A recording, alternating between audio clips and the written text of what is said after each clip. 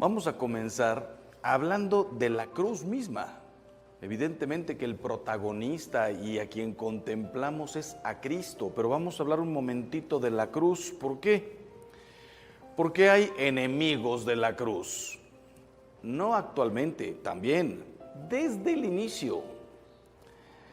Hoy asistimos a la desaparición progresiva del símbolo de la cruz.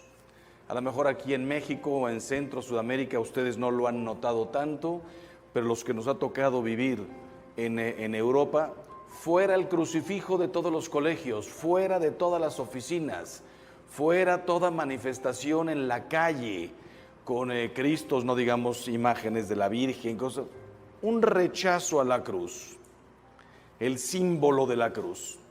Desaparece de las casas de los vivos y de las tumbas de los muertos. Nos interesa más una fotografía, una fecha, y ya no queremos la cruz, preferimos unas flores. Y cuando digo que desaparece de las casas de los vivos, ¿a cuántas casas me han invitado? Entras y están preciosas, bien adornadas, y uno se pregunta, ¿y un crucifijo? En la sala, en alguna recámara, en algún lugar. Desaparece sobre todo del corazón de muchos hombres y mujeres a quienes molesta contemplar a un hombre clavado en la cruz. Esto no nos debe extrañar. Ya desde el inicio del cristianismo, San Pablo hablaba de falsos hermanos que querían abolir la cruz.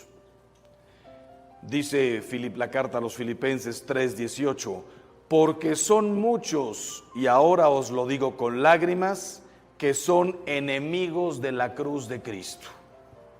En tiempos de Pablo, imagínense cómo está ahora. ¿Qué significa la cruz? Unos afirman que es un símbolo maldito. Otros, testigos de Jehová, por ejemplo, que no hubo tal cruz, sino que era simplemente un palo, y representan a Jesús crucificado con las manos así hacia arriba. Para otros, Cristo, el Cristo de la cruz, es un hombre derrotado, por decirlo así, para los paganos. El Corán enseña que Cristo no murió en la cruz. La cruz es símbolo de humillación y derrota solo para aquellos que ignoran el poder de Cristo, el poder para cambiar la derrota en victoria, la muerte en vida y la cruz en camino hacia la luz. Por eso le puse poder y grandeza de la cruz, el poder para cambiar la derrota en victoria, la muerte en vida y la cruz en camino hacia la luz. Es parte de nuestro misterio pascual. Jesús, sabiendo el rechazo que iba a producir la predicación de la cruz, comenzó a manifestar a sus discípulos que él debía ir a Jerusalén y sufrir mucho, ser matado y resucitar al tercer día. Se lo dijo a los apóstoles, se lo dijo a los discípulos, paulatinamente lo iba diciendo.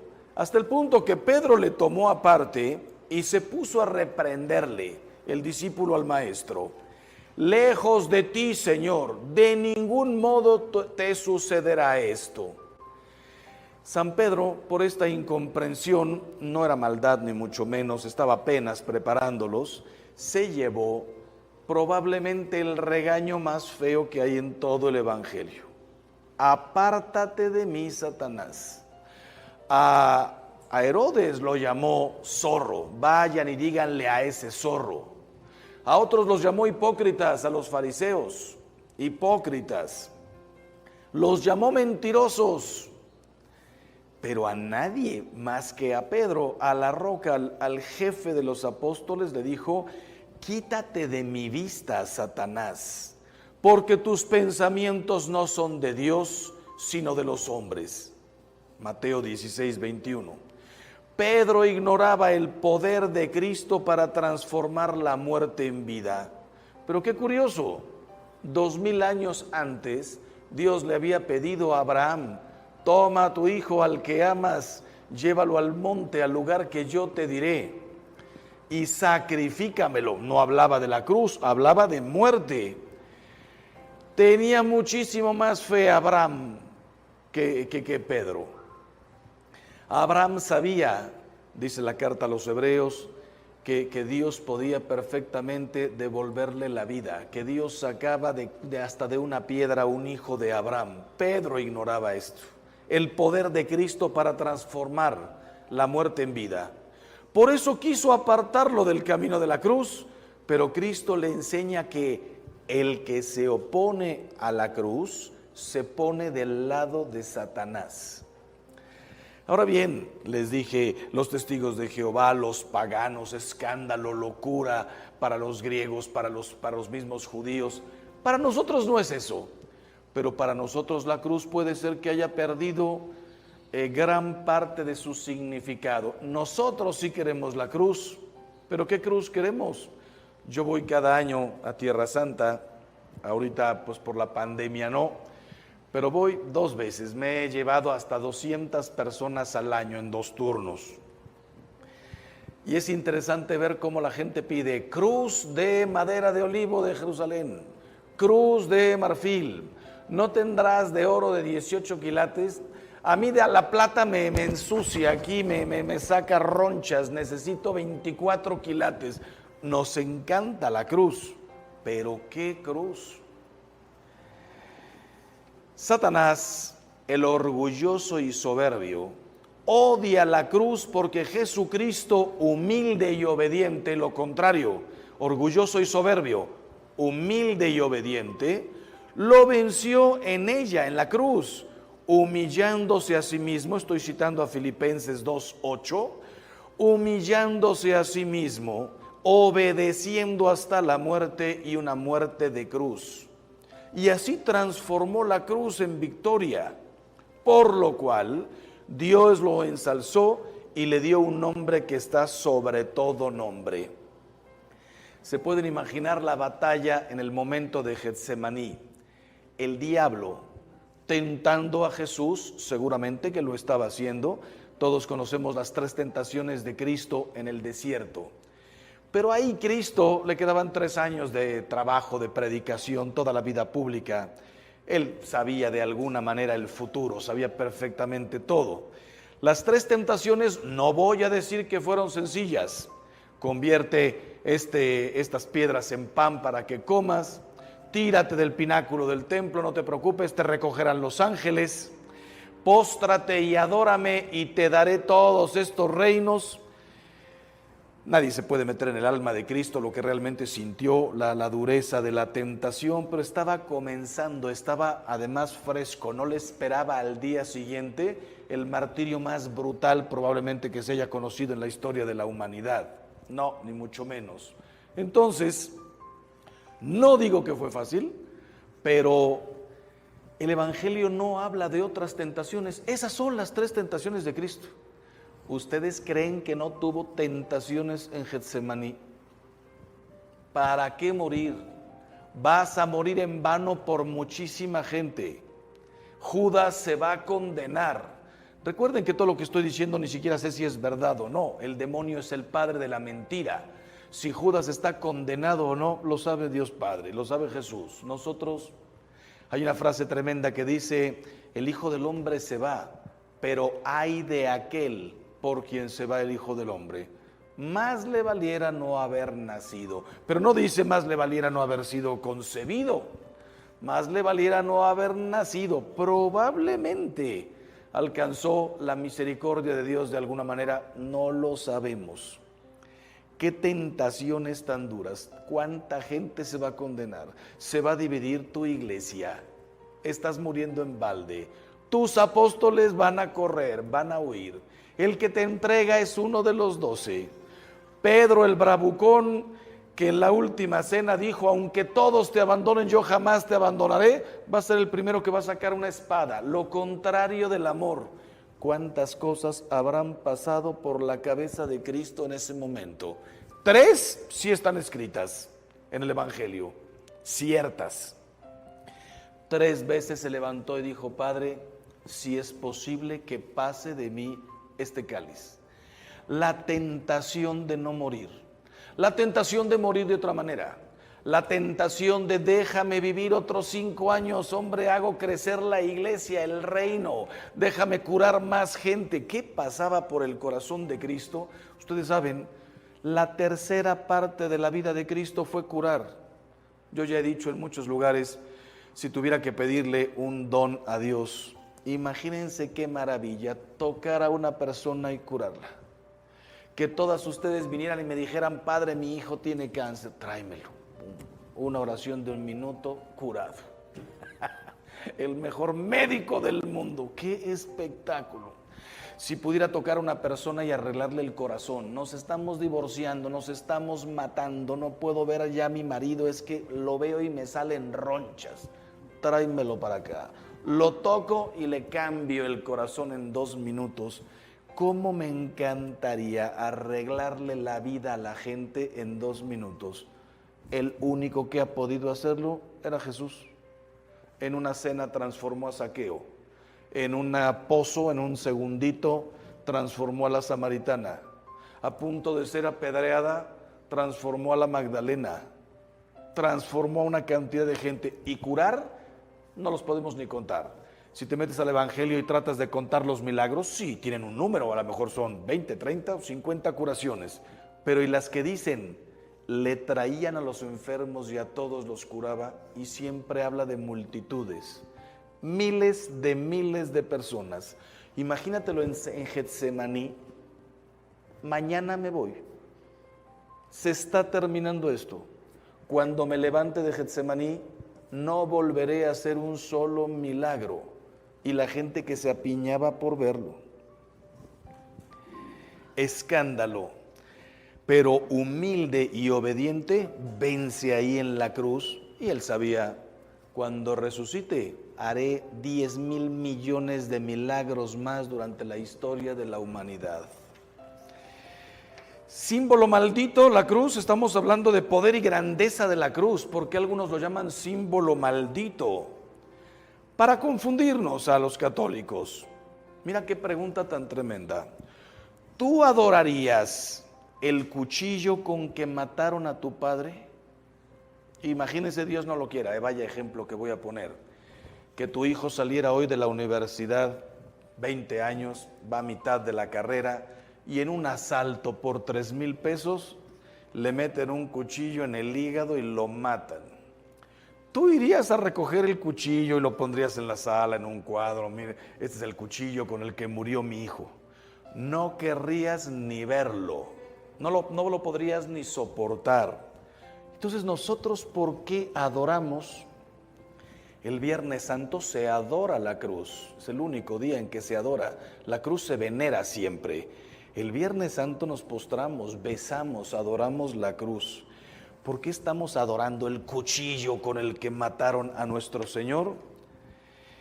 Mira, primero, tú no adorarías el cuchillo con el que mataron a tu hijo, porque tu hijo o tu padre o quien sea no tiene el poder para convertir un símbolo de derrota en símbolo de victoria. Solo Cristo tiene ese poder. ¿O tú no crees que no crees en el poder de la sangre de Cristo?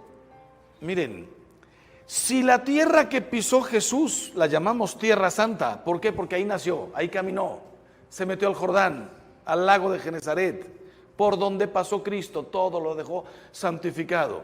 Cuando va caminando Moisés hacia el Horeb, sube al monte Sinaí, al monte Horeb creo, y le dice Dios, descálzate, la tierra que pisas es santa.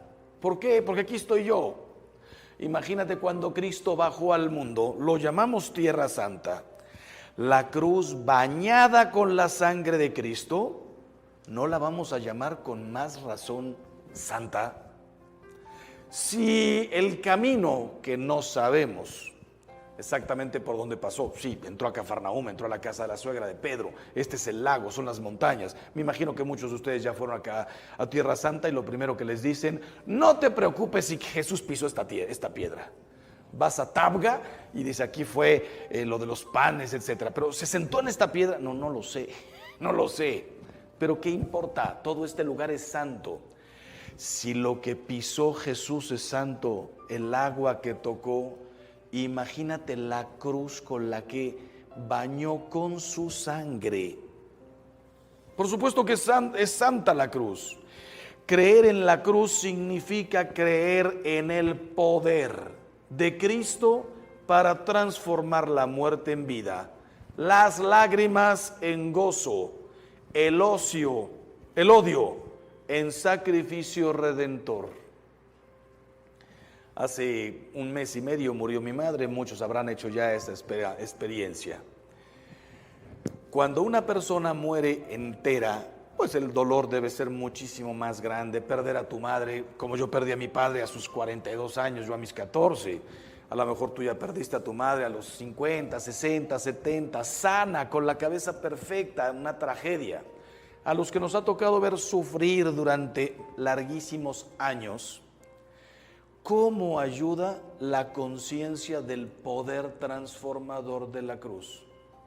Tú a tu madre, no desearías la muerte de tu madre a sus 50 años, 60 años, aunque tuviera 75, si está entera. Conozco gente de esta sección que están cumpliendo 80 años y no me pasa ni por aquí desearles la muerte. La de mi madre, yo la pedía,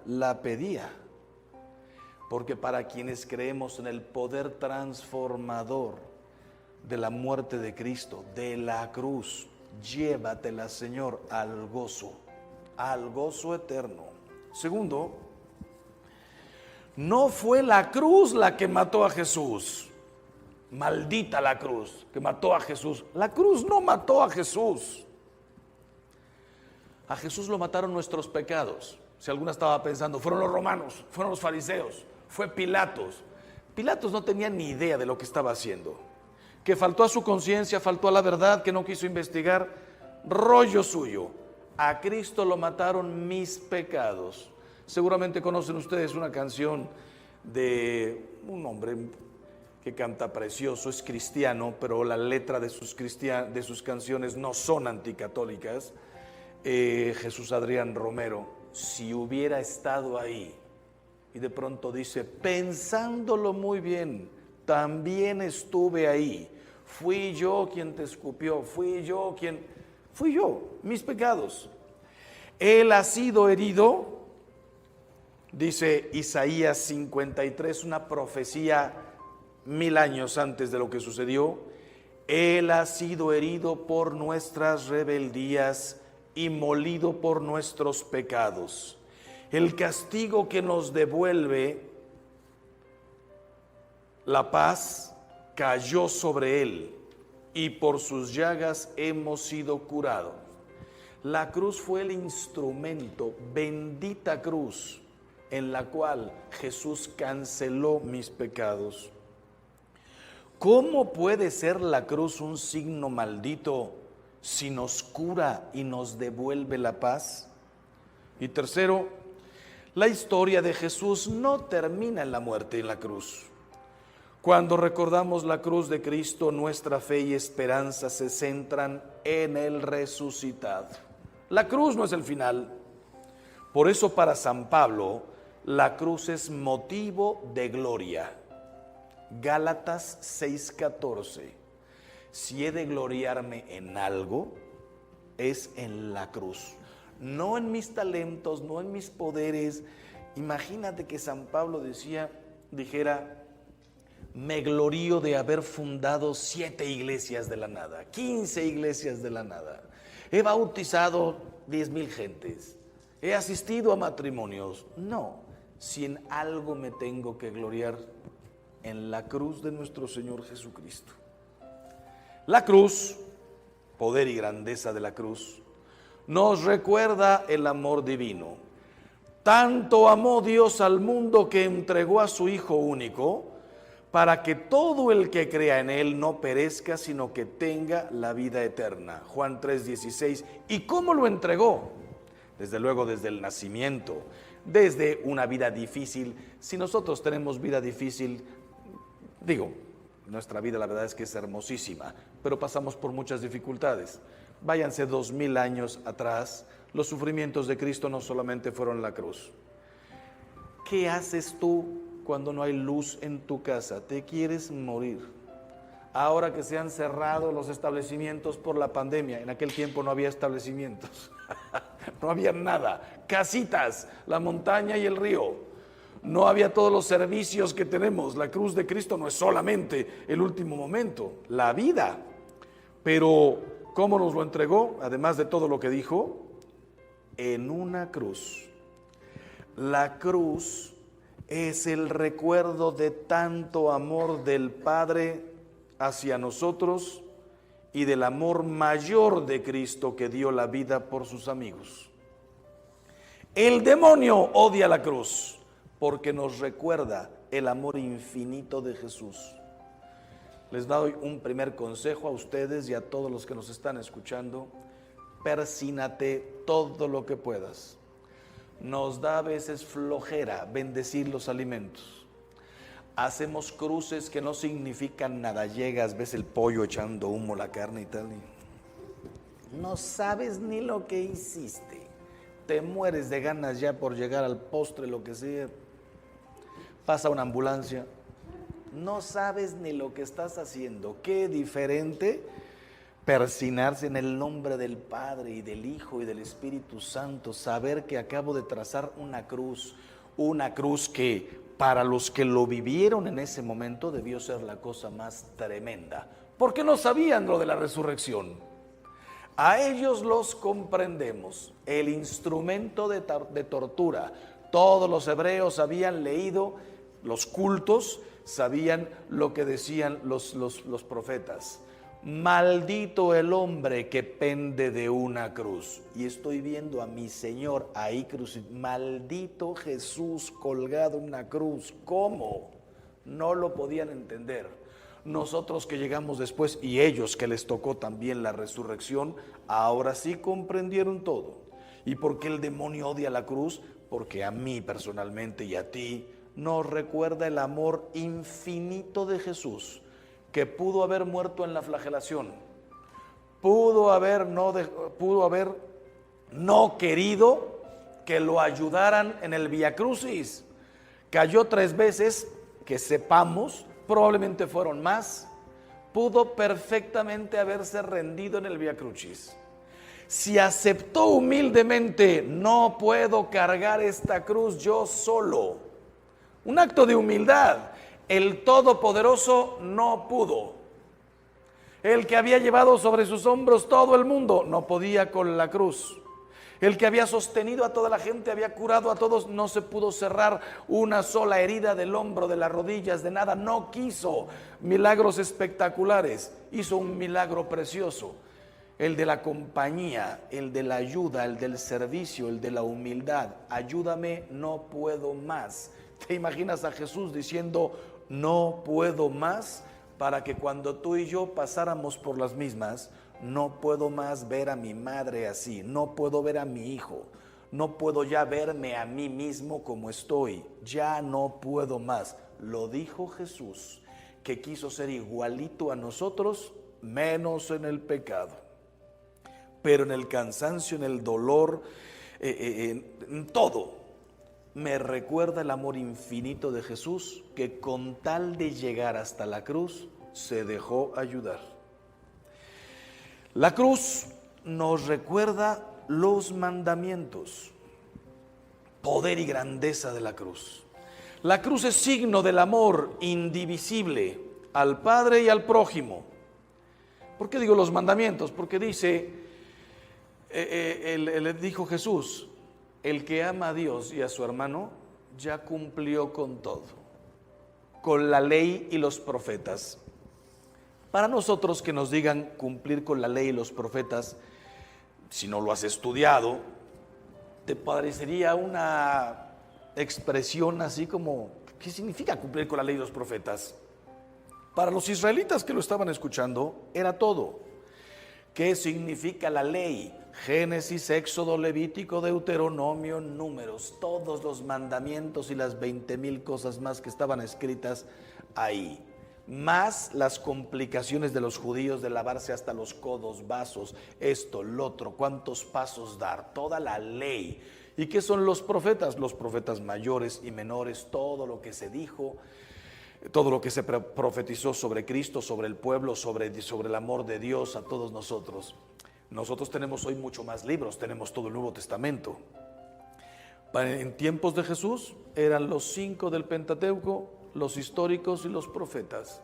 Y dice Jesús, el que ama a Dios y a su hermano ya cumplió con toda la ley y con los profetas. Olvídate de si te lavas, no te lavas, eso es higiene. Olvídate de si caminas o no caminas, disfruta el domingo con tu familia y no cuentes los pasos que das y vete a la montaña si lo que importa es el amor. No sé si han ido a Tierra Santa, si les ha tocado en el sábado subirse en un elevador y que se va parando piso por piso porque no puedes ni tocar con el dedo el botón del elevador. ¿Y quién hizo esas reglas? Dios se las dictó a Moisés en el Sinaí. Le dijo Moisés, tú no sabes lo que es un elevador, pero un día habrá elevadores. No puedes oprimir el botón en sábado. No, hombre, Dios no bajó a esas cosas. Entonces, ¿por qué a nosotros nos recuerda los mandamientos? Porque los mandamientos, aunque son 10, son 2. Amarás a Dios y a tu prójimo como a ti mismo. En tu prójimo como a ti mismo entra, honra a tu padre y a tu madre, no robarás, no matarás, no fornicarás, no mentirás, no levantarás falsos, no desearás la mujer, el hombre de tu prójimo, no desearás las cosas ajenas. Y en los 3 primeros entra el amor a Dios. Amarás a Dios, no tomes su nombre en vano y santifica las fiestas. ¿Y por qué me lo recuerda la cruz? El travesaño vertical que como flecha apunta al cielo representa el amor que debemos a Dios. El travesaño horizontal abierto como 2 brazos. Jesús no quiso morir así, como dicen los testigos de Jehová, quiso morir así. Lo permitió. Abierto como 2 brazos representa el amor a nuestros hermanos. Y por eso la cruz es la señal del cristiano. Es verdad que al inicio era un pez. ¿Por qué? Porque muy inteligentes sabían que los romanos los estaban buscando por todas partes. Los griegos en aquel tiempo, la lengua común, el inglés era la koiné. Y entonces el pez, que se dice en griego ichthys, significaba Jesús, Salvador, Jesucristo, Hijo de Dios, Salvador. Cristo tiene muchos falsos seguidores que lo buscan solo por sus milagros. Pero como Él no se deja engañar, Juan 6:64, por eso advirtió, el que no tome su cruz y me siga no es digno de mí.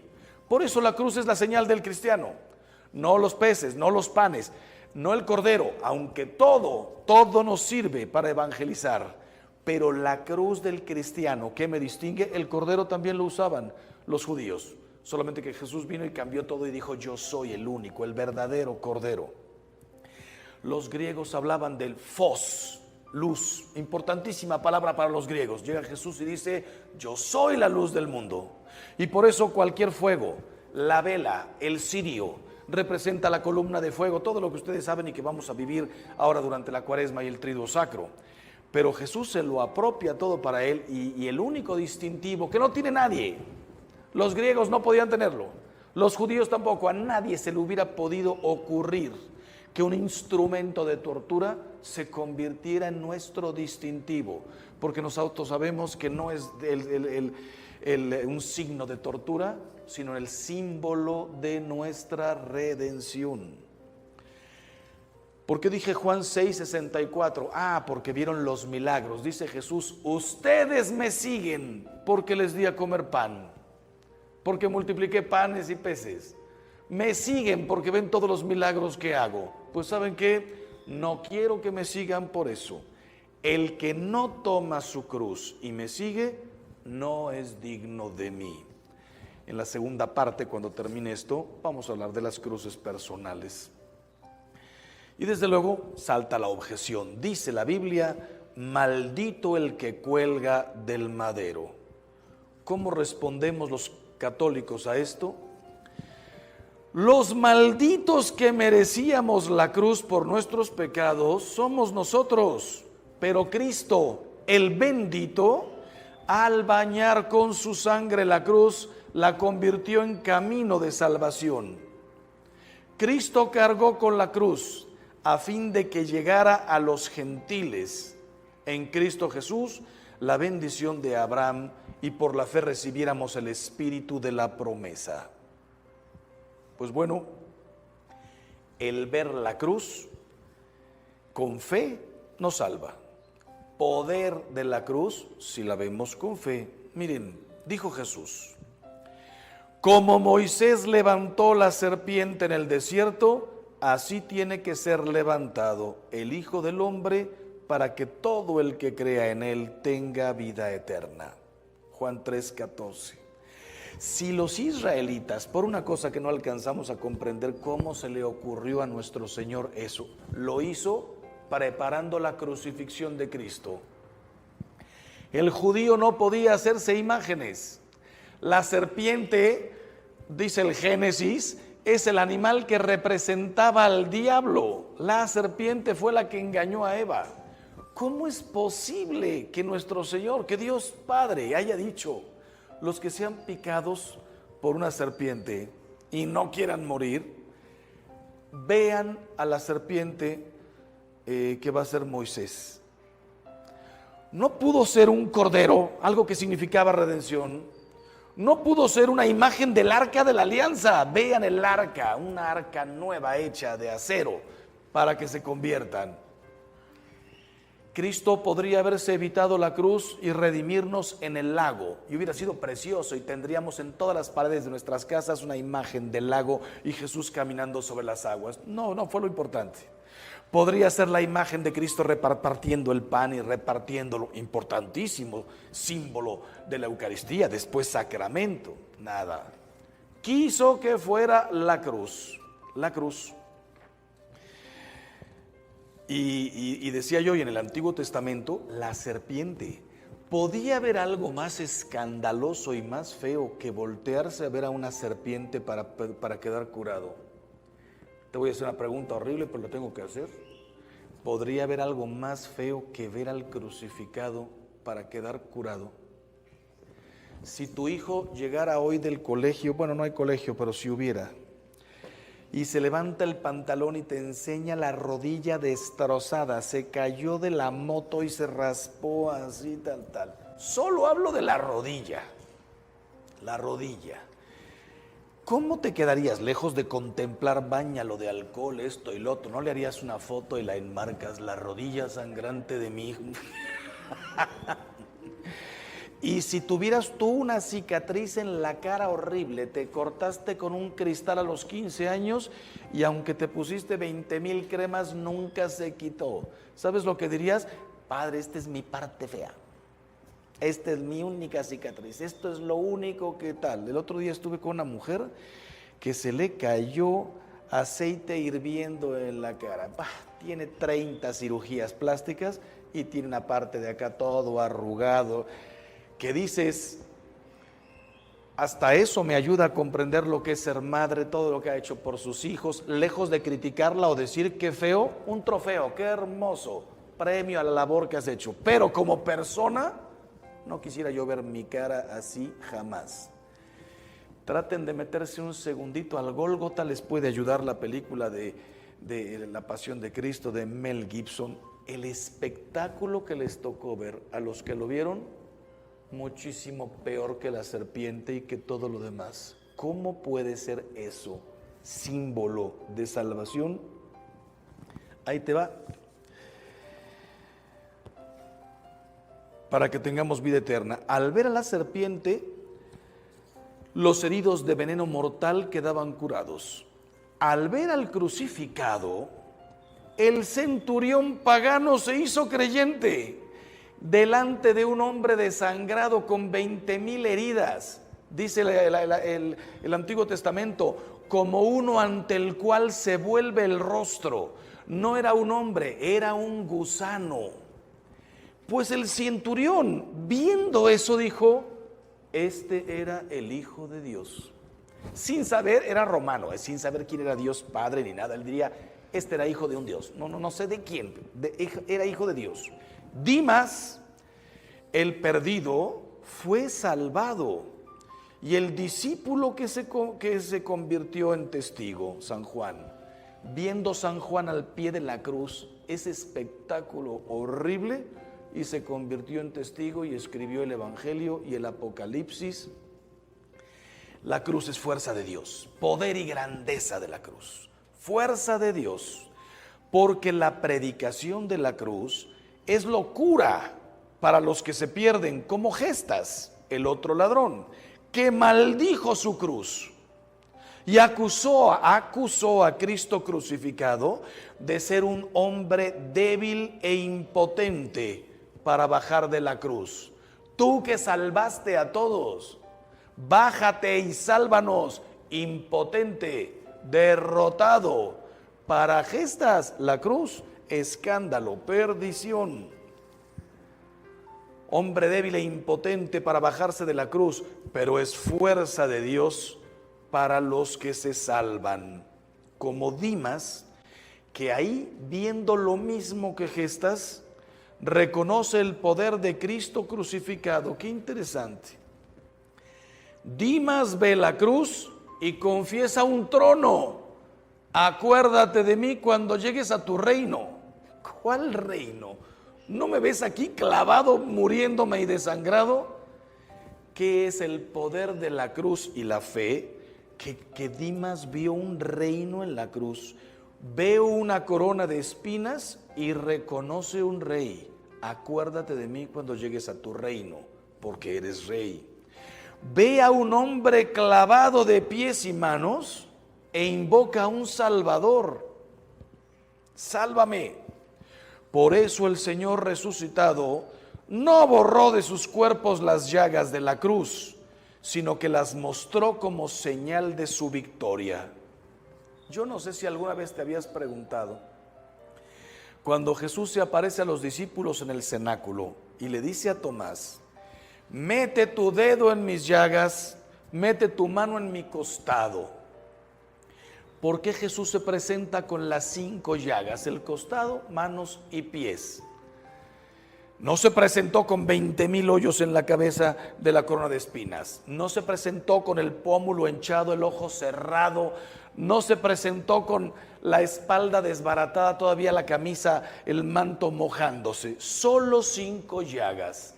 ¿Por qué esas no desaparecieron? Alguna estará pensando como buena mamá: no alcanzó a cicatrizar.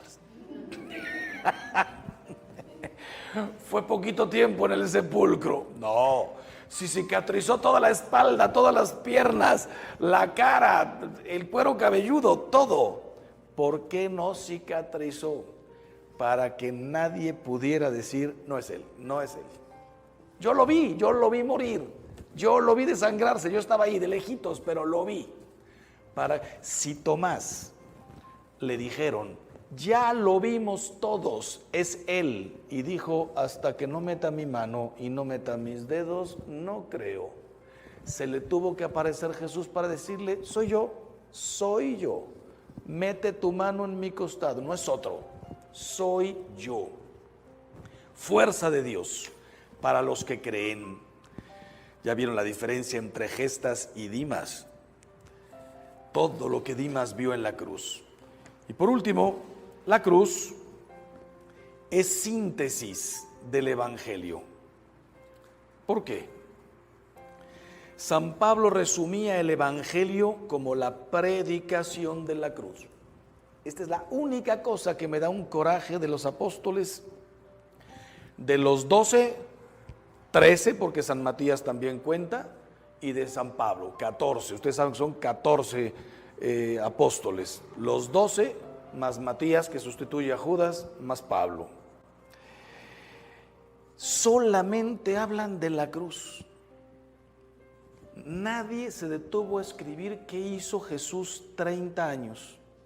Nacimiento, se van a vivir a Egipto, solo Dios sabe dónde viven. Regresan, una escena en el templo, y de ahí hasta los 30 años. Nadie habló de José, de la carpintería, de María, del color de sus ojos. Una cosa tan sencilla.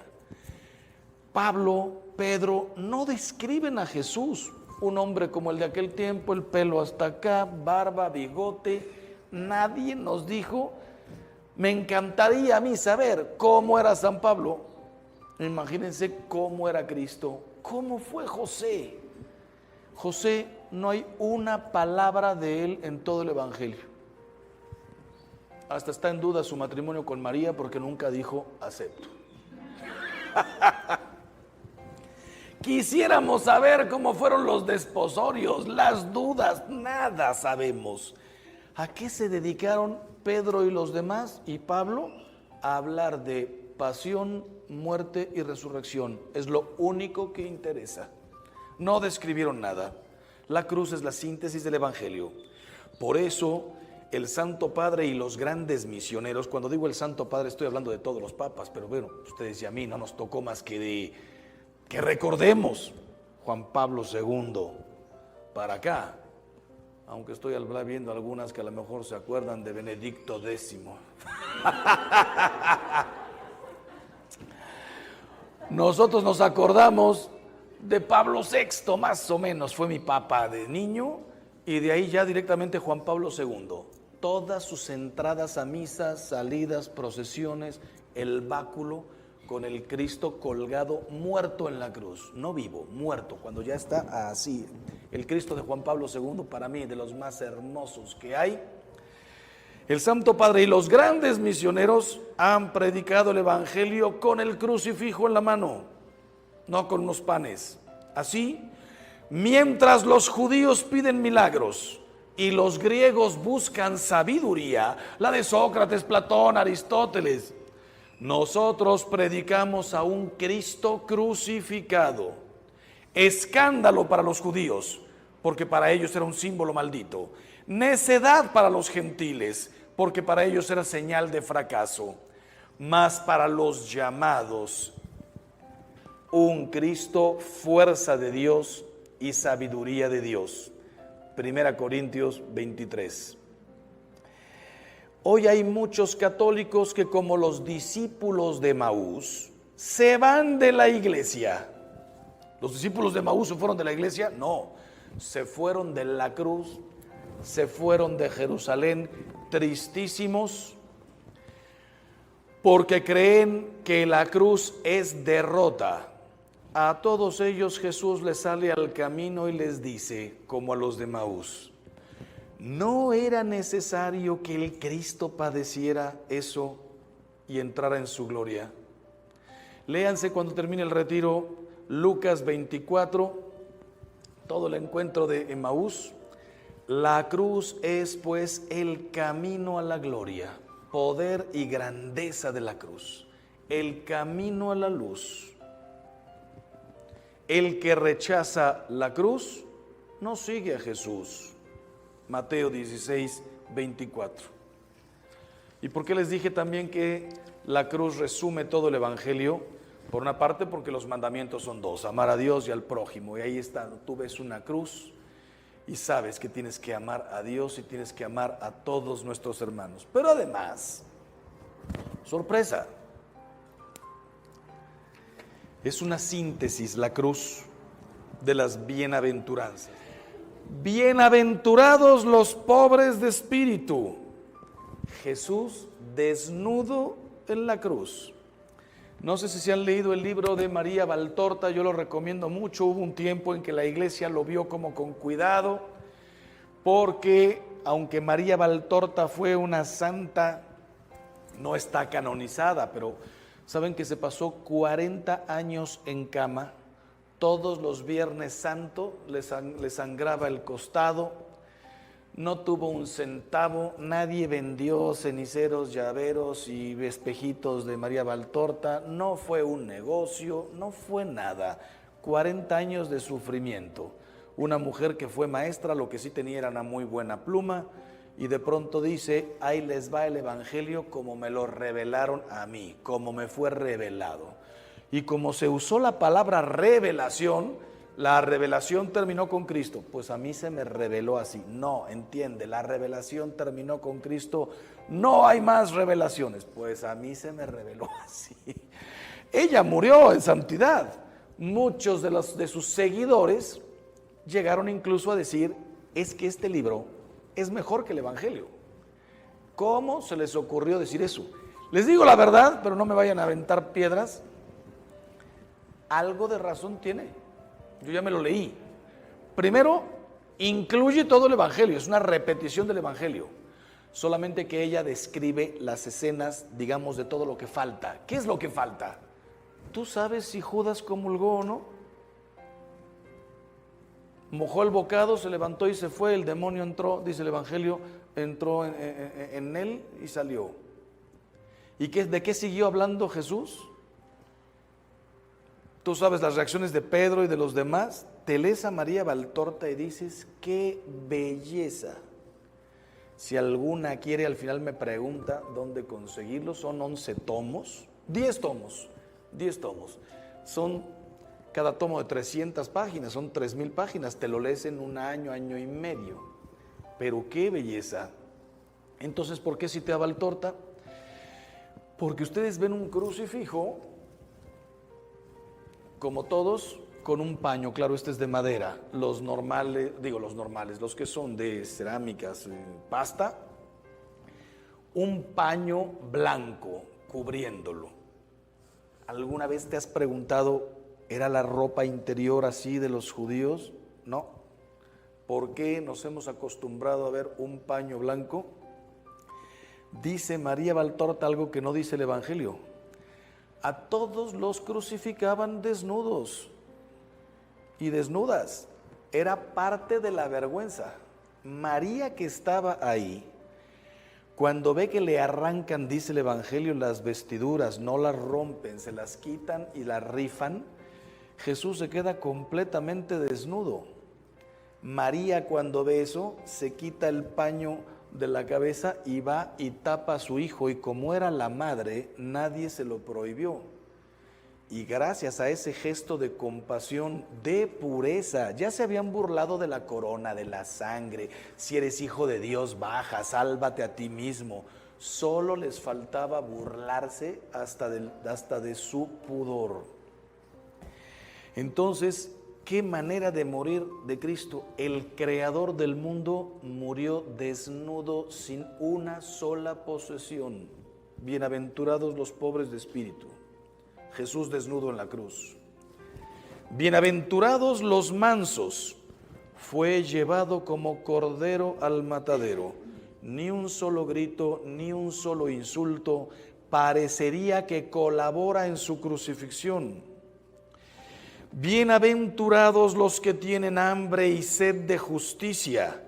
Cristo crucificado hace justicia al hombre, rescatándolo del mal y de la muerte, del odio y del rencor, de la concupiscencia y del orgullo. Y también se le hace justicia a él, que después de un sufrimiento brutal en el momento de la muerte, aunque pase todavía hasta el tercer día la resurrección,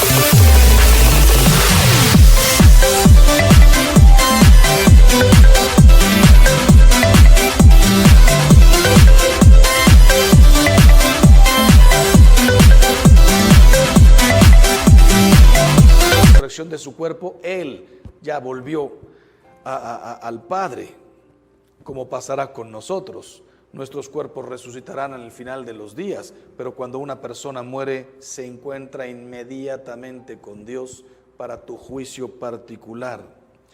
Bienaventurados los limpios de corazón, la lanza le traspasa ese corazón que ha amado. ¿Quién me acusará de pecado a mí? ¿Quién podrá decir que ofendí o que odié a una persona? Al mismo Judas lo despide con un beso. Los limpios de corazón, los que quieren la salvación de todos. Bienaventurados los pacíficos. Padre, perdónalos porque no saben lo que hacen. La cruz, bandera de paz entre Dios y los hombres. Bienaventurados los perseguidos por la justicia. Crucifícale, crucifícale. Yo les dije el otro día en una plática, todos los que, no voy a decir somos, tratamos de ser auténticos católicos, somos perseguidos por la justicia. Y comienzan a hablar mal de nosotros inmediatamente, a inventar historias, porque si yo digo, la familia es un hombre y una mujer, con los hijos que Dios les quisiera mandar, y si no te mandan ningún hijo, conozco mujeres que nunca pudieron tener un bebé, marido y mujer son familia, pueden adoptar, no adoptaron, son familia, se aman dos personas. Cuando yo digo, qué aberración hombre con hombre, mujer con mujer, inmediatamente me llueve el Face, un día me escribieron, hace 4 años, la comunidad homosexual de San Francisco. Yo estaba escribiendo en mi computadora y me entra un mail. Cuando veo ahí, somos la comunidad más fuerte del mundo. LGTB, QRSP, LMNOP, no sé qué más. Ya casi hay que terminar diciendo XYZ. Pues me escribieron y me dijeron, sabemos quién eres, te vamos a agarrar. Vamos a publicar tu foto con tu amante gay. Se va a enterar tu obispo. Yo dije, no saben ni quién soy. No tengo obispo, yo soy legionario, etcétera, etcétera. Y tuvimos un diálogo de dónde sacas que estamos enfermos, que se puede curar, a cuántos has curado. Yo les respondí con toda la educación del mundo. Yo no he curado a nadie. Conozco gente que sale, ellos no pueden oír el nombre de Peter Cohen o algo así, o Richard Cohen, y son otros muchos, pero ese es solo el tema de la homosexualidad. Y el tema de las ideologías, porque una cosa es ser homosexual, mis respetos a todos los homosexuales. Algo te pasó, algo no te pasó, así te descubriste desde niño, ni quien te juzgue, ni quien se meta contigo. Pero una cosa es ser homosexual y otra cosa son las ideologías y los matrimonios y la historia y media. ¿Saben cuándo yo cambié un poquito mi opinión? Cuando una mamá se me acercó y me dijo, padre, usted no ha sufrido lo que es tener un hijo homosexual. Mi hijo no anda marchando ahí medio desnudo, no anda con los pelos así, no anda con 20 aretes. Mi hijo anda de traje y corbata, pero no sabemos ni cómo, desde que tiene 16 años le gustan los hombres. ¿Qué hago? ¿Te juzgo, te apedreo, te condeno o te mando al infierno? O más bien te comprendo, te doy todo mi cariño, amor, aceptación. Sí, pero una cosa es eso y otra cosa es la ideología. Cada quien que haga lo que quiera. Nuestra felicísima ministro de no sé qué pidiendo que los niños a los 6 años ya puedan cambiarse de sexo. No sabe leer, no sabe sumar, pero ya sabe si quiere ser hombre o mujer a los 6 años. Y vamos a pagar sus operaciones con el dinero de tus impuestos. Las ideologías, la estupidez. Todos los que defendemos el matrimonio, la familia, la vida, las famosas mujeres estas de pañoletas verdes, hombres y mujeres, crucifícale, crucifícale. Bienaventurados seréis cuando os persigan y digan todo género de mal por mí. Pues bueno, la cruz no solamente es el resumen de los mandamientos, sino del Evangelio, porque las bienaventuranzas son en parte el mensaje central del Evangelio. Falta la Eucaristía, falta el perdón, falta todo eso, pero como conducta cristiana, ¿qué es un cristiano? El que vive las bienaventuranzas. Y la cruz, ahí Cristo es el pobre, el perseguido, el calumniado, el pacífico, el que perdona, el que redime, el que todo lo que dicen las bienaventuranzas.